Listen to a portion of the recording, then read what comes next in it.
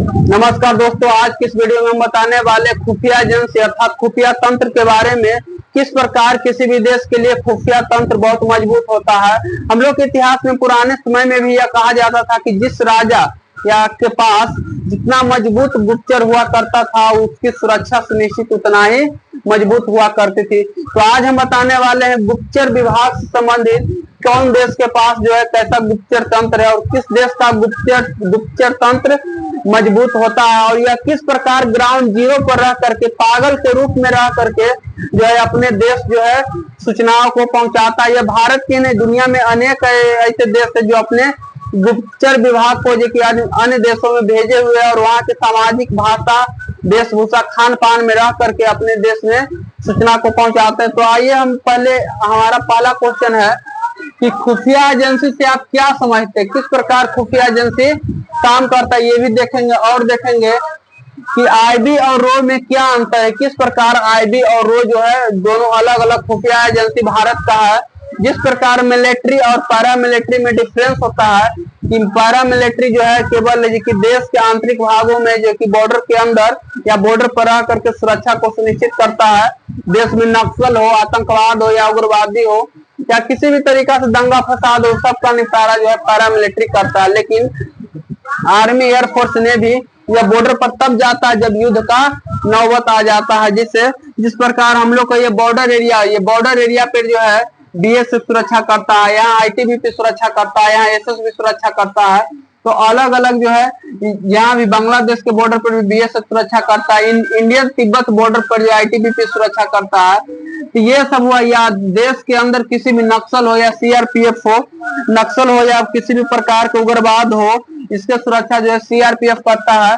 इसी तरीका से देश के अंदर जो है हमारा जो है आईबी काम करता है और देश के बाहर हमारा जो है रॉ काम करता है। ये दोनों में डिफरेंस है। इस वीडियो में विस्तार से जानेंगे कि किस प्रकार दोनों का अलग अलग कार्य है। फिर जानेंगे विश्व के अन्य देशों के खुफिया एजेंसी के नाम, सबका अलग अलग नाम है जो हमारे जो है परीक्षाओं में पूछे जाते हैं कि मोसाद किस देश का है और फिर आईएसआई किस देश का। इसी प्रकार से अलग अलग खुफिया तंत्र है।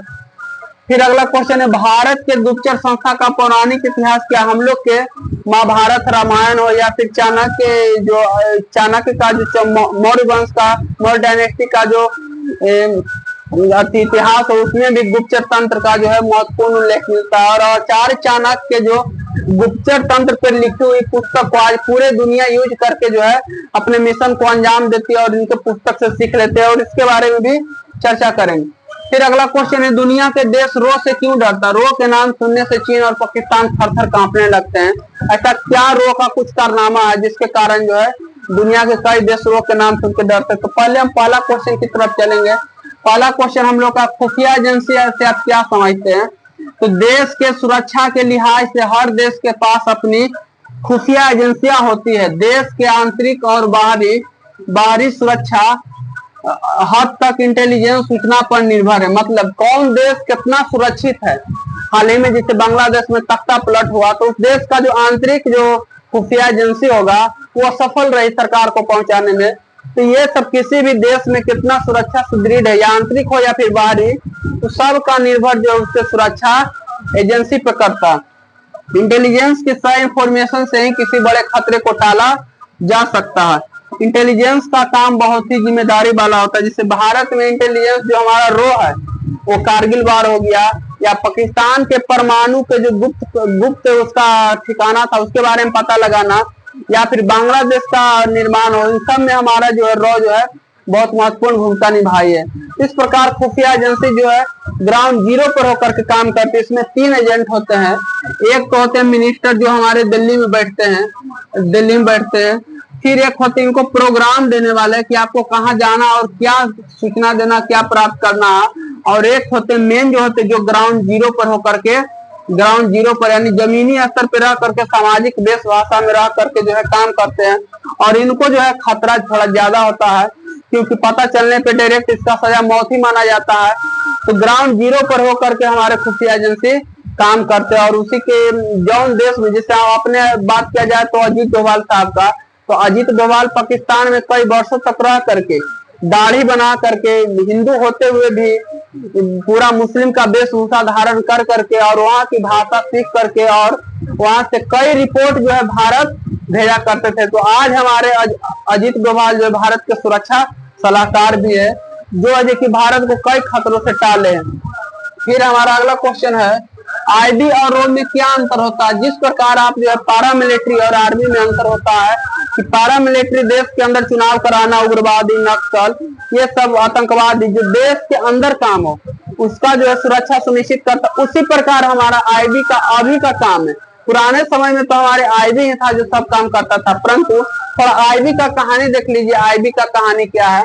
आईबी की स्थापना जो है ब्रिटिश सरकार जो है 1857 के क्रांति से चिढ़ करके 1857 के क्रांति से चिढ़ करके किया कि अब ब्रिटिश अपने बेसिक शासन का जो ब्रिटेन का महारानी या महाराज जो हुआ करते थे वो जो कि भारत में आईबी का स्थापना करवाई, इस चलते कि वहाँ का कुछ क्या जो है भारत के सामाजिक स्थिति में ब्रिटिश के मन में ब्रिटिश लोगों के लिए क्या उत्पन्न हो रहा है, इन सब के खुफिया जानकारी के लिए आईबी की स्थापना 23 दिसंबर 1857 ईस्वी 23 दिसंबर 1887 ईस्वी को किया गया।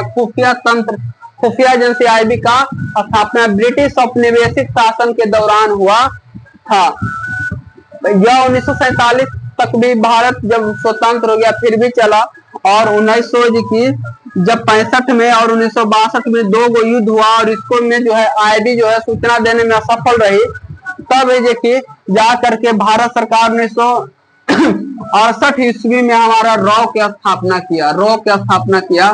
जो रॉ दोनों का काम बांट दिया गया। रॉ का काम है देश के बाहर चीन, पाकिस्तान, बांग्लादेश, जहाँ तक पड़ोसी राज्य जिससे जो भारत का एक तरह से दुश्मन माना जाता है, उन सभी राज्यों पर, उन सभी देशों पर नजर रखना। और आईबी का काम बच गया देश के अंदर नक्सल या फिर उग्रवादी, इन सब चीजों के लिए जिसकी सुरक्षा सुनिश्चित करना।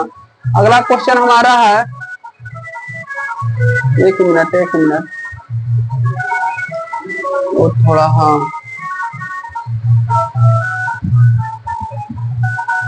एक मिनट दो। आईबी और रो में आपको अंतर आ गया होगा समझ में। फिर अगला क्वेश्चन हमारा रो के बारे में। रो जो है किस प्रकार काम करता है? रो आईबी की तो जानकारी था, रो जो है हमारा किस प्रकार काम करता है? तो 1968 ईस्वी में आईबी ही भारत का आंतरिक और बाहरी खुफिया ऑपरेशन कर, 1968 तक आईबी ही सब काम करा करती थी, परंतु आपको बताइए अभी कि 1962 और 65 युद्ध के बाद भारत सरकार का आईबी साल का भरोसा उठ गया और रो की तरफ बढ़ा और रो की स्थापना किया, जो बाहरी सुरक्षा को अंजाम दिया करते थे। और हुआ भी कि कारगिल वार 1971 में बांग्लादेश का उदय या फिर पाकिस्तान के परमाणु एजेंसी का ठिकाना का पता लगाना, इन सब चीजों को कि हमारे रो के जो एजेंट थे उन सब ने मिल करके इसको निपटारा किया। अगला क्वेश्चन हमारा, विश्व के खुफिया एजेंसी के नाम बताए। किस देश का कैसा खुफिया एजेंसी है? भारत का रॉ जो अंतरराष्ट्रीय स्तर पे काम करता है, भारत का रॉ हो गया। पाकिस्तान का ISI, इसको जो है अमेरिका जो है पाकिस्तान के ISI को दुनिया का सबसे खतरनाक जो है जासूस बताया गया है।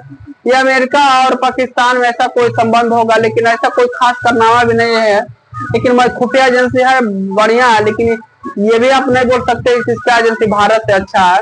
उस समय का जो है भारत और अमेरिका और पाकिस्तान के कुछ जो डिप्लोमेटिक संबंध थे और व्यापारिक संबंध के कारण पहले हुआ करता था। उसी समय जो है कि अमेरिका घोषणा किया था कि पाकिस्तान का खुफिया एजेंसी दुनिया का सबसे खतरनाक खुफिया एजेंसी है।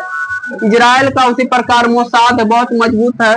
अमेरिका का CIA, रूस का FSB, मिस्र का जनरल इंटेलिजेंस सर्विस या मुखबारात भी बोल सकते हैं, मुखबारात, ब्रिटेन का MI15, MI16 मिलिट्री 16, और चीन का MSS, जर्मनी का BND और ऑस्ट्रेलिया के CIA।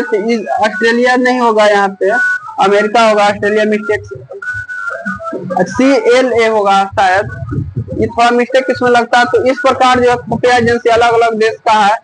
पूछता है इजराइल का कौन खुफिया एजेंसी, तो इजराइल का मोसाद हो जाएगा आपका, मिस्र के मुखबारात हो जाएगा।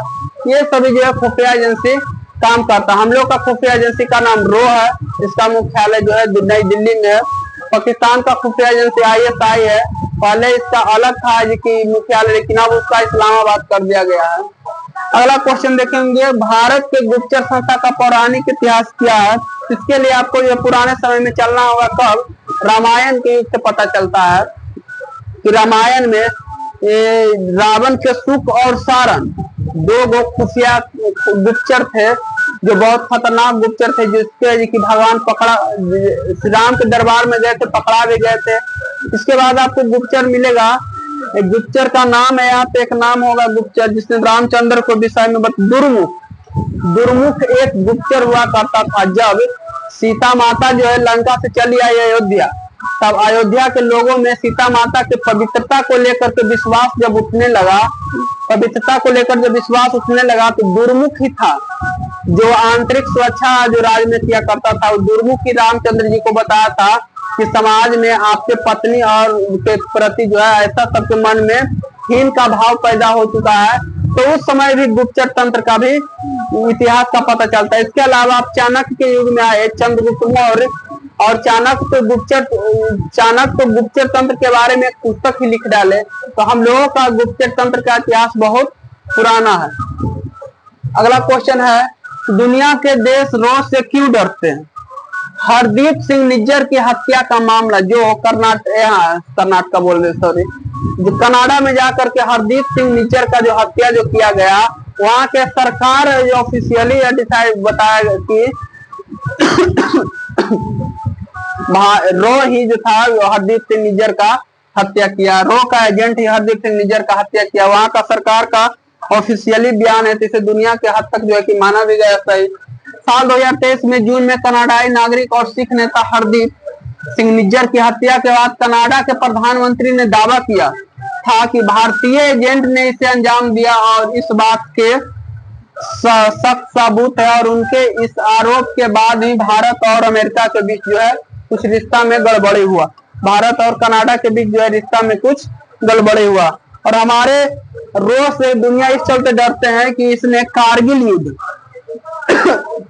बांग्लादेश के स्वतंत्रता आंदोलन और पाकिस्तान के परमाणु कार्यक्रम की खोज, इस महत्वपूर्ण योगदान करने में रो हमारा सफल रहा। इस प्रकार हमारे रो से जो है पूरा दुनिया लोहा मानते हैं, और हम लोगों को अपने रो पे पूरा गर्व है। तो आज की वीडियो में बस इतना है, फिर मिलेंगे आपके अगले वीडियो में।